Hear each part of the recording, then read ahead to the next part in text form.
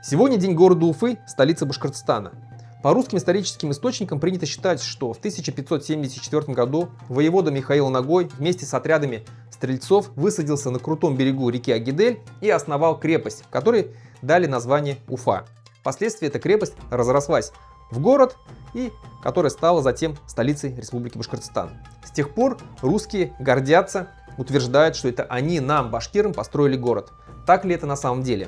Конечно, это не так, это очередной русский миф. На самом деле, на месте Уфы задолго до него всегда находился город. На этом самом месте. Назывался он город Башкорт. Впоследствии он еще именовался город Именкала. Об этом говорят археологические раскопки, которые есть в центре Уфы, между улицами, на пересечении улиц Мостовой и Революционной. Там археологи, непосредственно археолог Нияз Мажитов, раскопал этот город. Может любой прийти и посмотреть, насколько это был достаточно большой город. Также этот город был указан на многих исторических картах.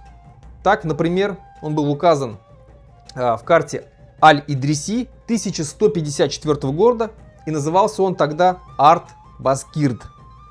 Также данный город был указан в карте Франциска и Доминика Пиццигани 1367 года. Назывался он тогда Пашкирти, по их названию. Также данный город был указан в каталонском атласе 1375 года и тоже назывался Паскирти. Поэтому утверждать, что русские нам построили город, это неправда. На этом месте всегда был город Башкир.